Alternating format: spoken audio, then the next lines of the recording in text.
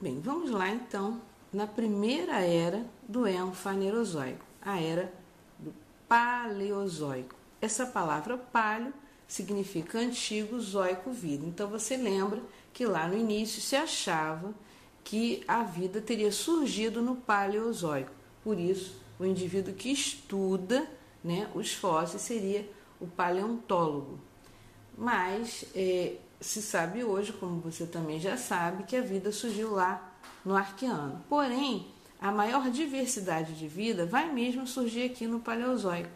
Há uma explosão de vida, a chamada explosão cambriana. Explosão no sentido de que evolui tudo muito rápido.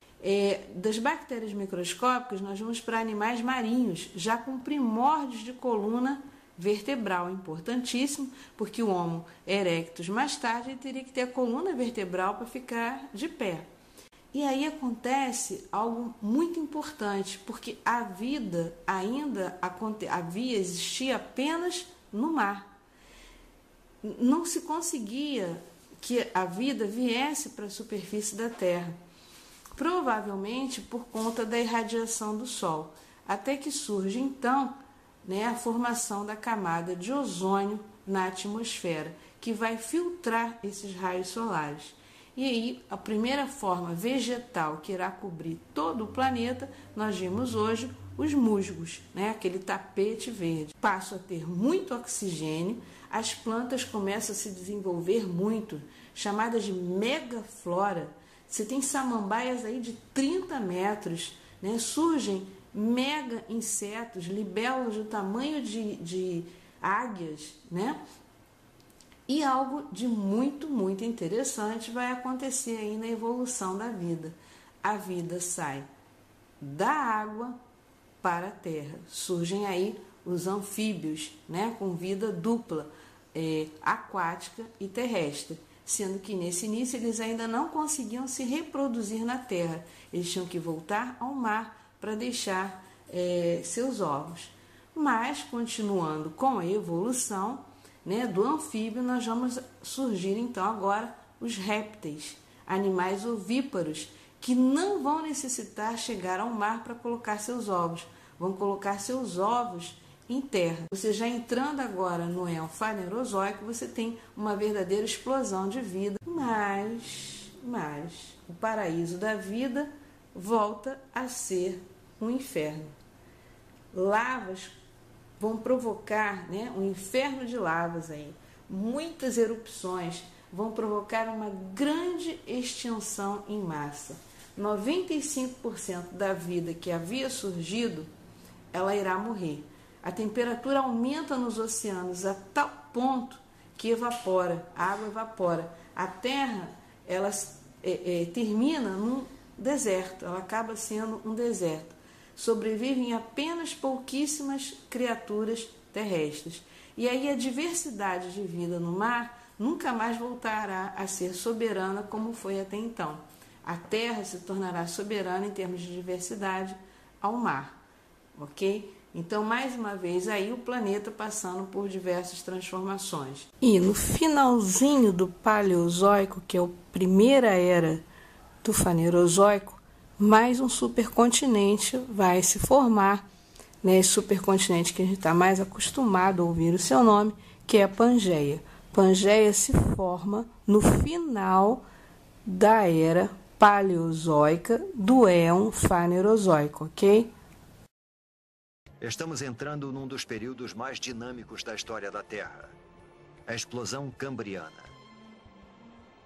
O aumento do nível de oxigênio permite que as criaturas cresçam mais e desenvolvam esqueletos ósseos. Existem minhocas. É o momento do derretimento. E essas criaturas, os trilobitas, parentes distantes dos insetos, das lagostas e até dos escorpiões.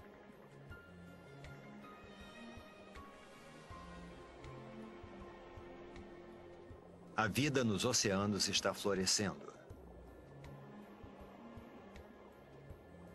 De bactérias microscópicas a a um monstro como este.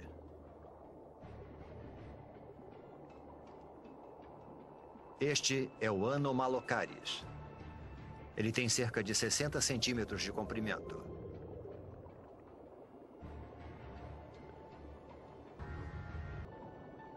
Estes são os picaias.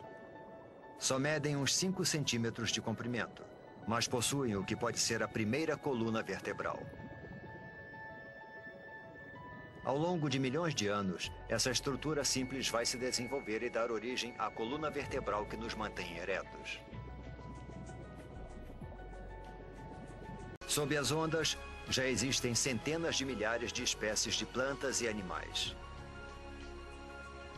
O avanço da vida parece incontrolável. Estamos em busca de vida em Terra.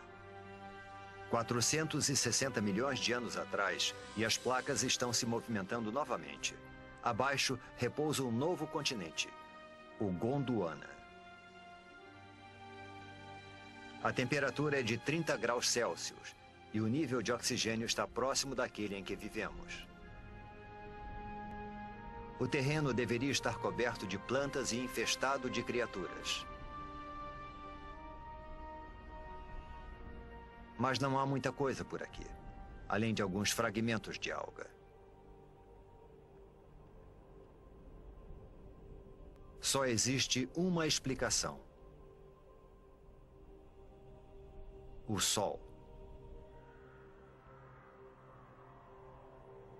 Sua radiação mortal acaba com a superfície.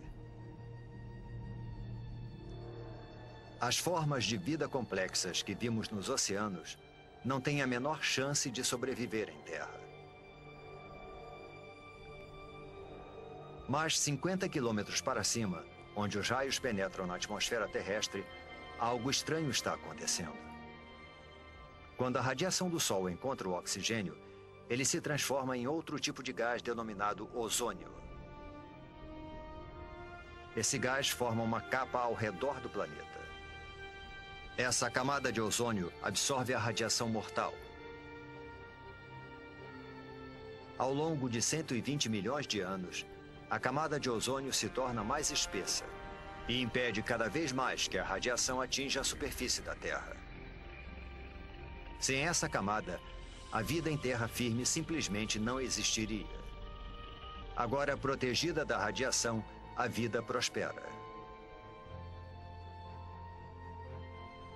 Esses pequenos amontoados de musgos são as primeiras plantas terrestres. Eles liberam ainda mais oxigênio na atmosfera, fazendo o nível aumentar vertiginosamente.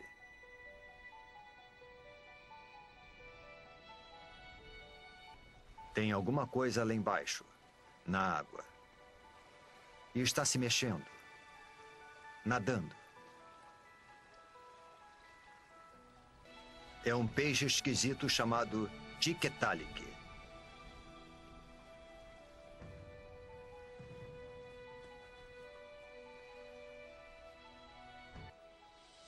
O pescoço permite que ele se erga.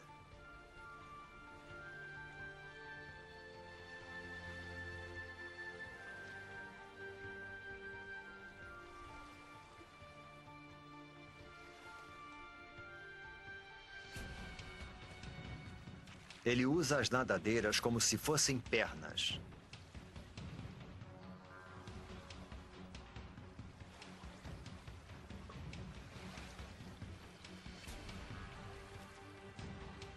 E se locomove para fora da água, onde as plantas estão dominando. Ao longo de 15 milhões de anos, essas criaturas chamadas tetrápodes evoluíram, desenvolveram apêndices mais resistentes e passaram mais tempo fora da água. Até 360 milhões de anos atrás, eles fizeram da Terra o seu lar. É de uma criatura como essa que todos os vertebrados tetrápodes vão evoluir. Dinossauros, aves, mamíferos e, por fim, você e eu. Há musgos e samambaias por toda parte. Alguns chegando a alcançar 30 metros de altura. A pequena semente espalha a vida pelo planeta. E todas essas árvores e plantas liberam ainda mais oxigênio.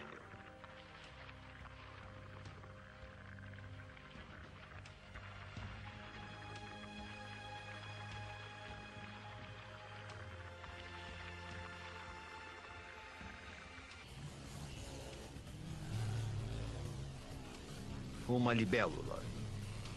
Uma libélula do tamanho de uma águia. Esse gigante é chamado de meganeura. O que antes eram pernas evoluíram para asas, ampliando o território de caça da libélula para uma extensa área.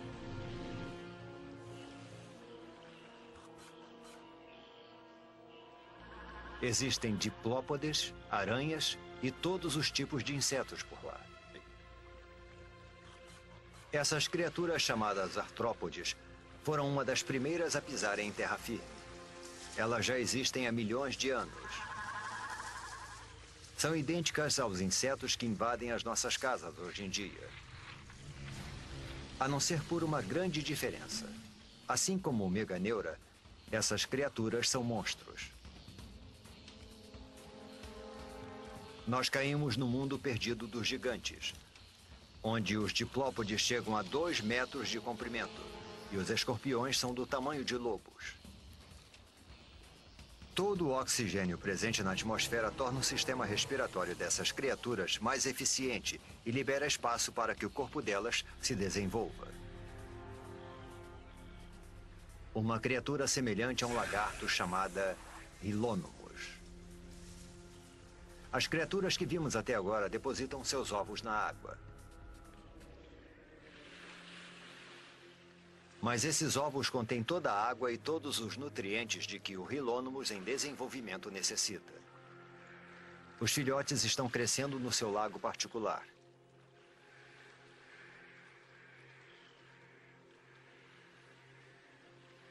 O ovo é um grande marco na evolução.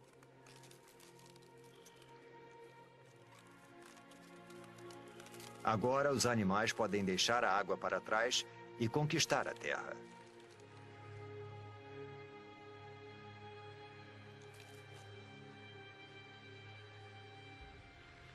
Esse filhote de Rilônomos vai liderar essa conquista. Surge uma nova criatura. Um réptil. Um bando de criaturas pasta pelas planícies siberianas. Não são dinossauros. Eles só vão pisar na Terra daqui a pelo menos 20 milhões de anos. Mas são grandes. A evolução deu um salto enorme para frente. Os pequenos lagartos que vimos anteriormente se transformaram em répteis gigantes. Estes são os escutossauros, parentes distantes das tartarugas. Ele está recuando. Algo estranho está acontecendo. O solo está ficando quente.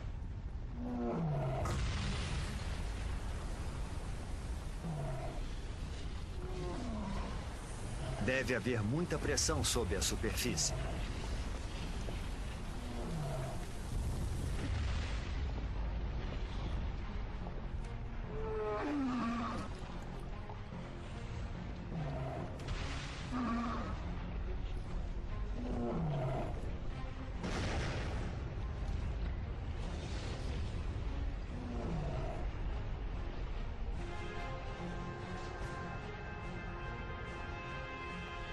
É lava, mas não é de um único vulcão. A paisagem inteira está em erupção. É uma erupção de basalto. Um enorme manto de magma está emergindo das profundezas da Terra, empurrando magma em fusão pelas fissuras da crosta terrestre.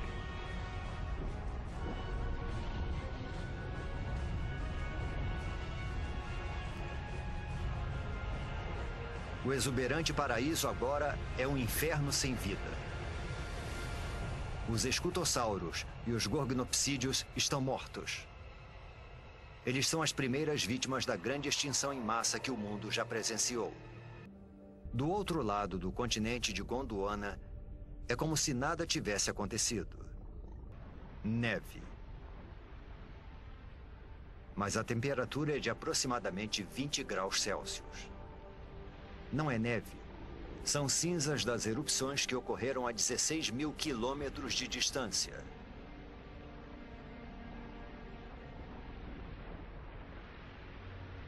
As cinzas queimam, sufocam e matam os animais pelo mundo.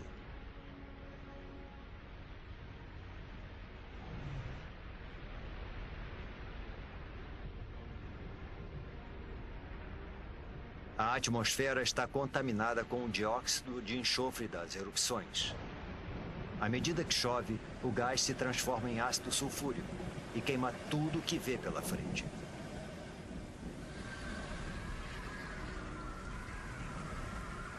A princípio parecia um desastre local, mas agora se tornou global.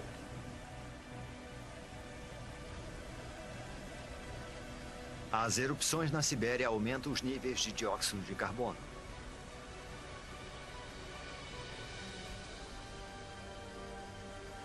A atmosfera esquenta. A água evapora. A vegetação morre. Pensamos que a vida tinha finalmente encontrado um lugar para se desenvolver. Agora parece que estávamos errados. Não há sinal de vida em terra. Mas nos oceanos, não é possível. Os oceanos estão ficando rosados.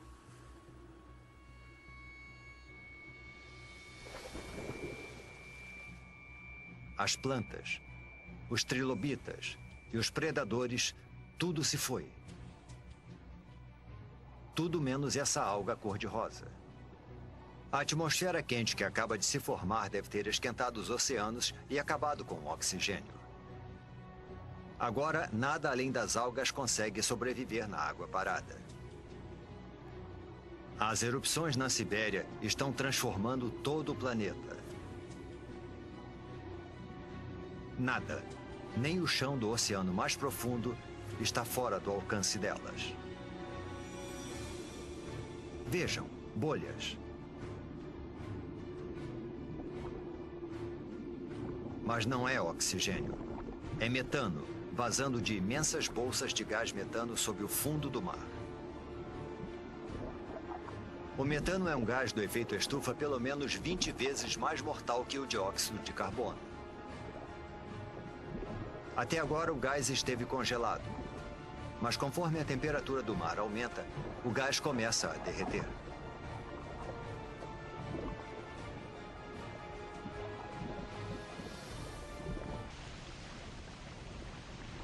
Quando liberado na atmosfera, esse poderoso gás eleva ainda mais a temperatura. Pode chegar a 40 graus Celsius, 6 graus mais quente do que antes das erupções na Sibéria.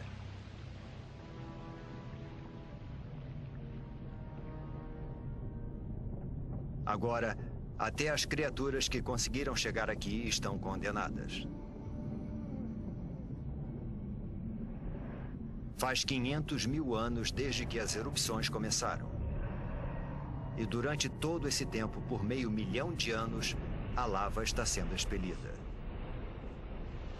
Neste momento, ela cobre uma área do tamanho dos Estados Unidos, com uma camada de magma com quase 6 quilômetros de profundidade. –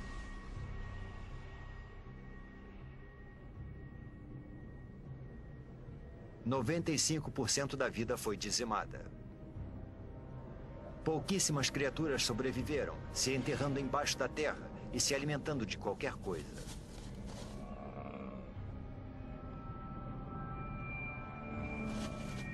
Mas todo o resto está morto.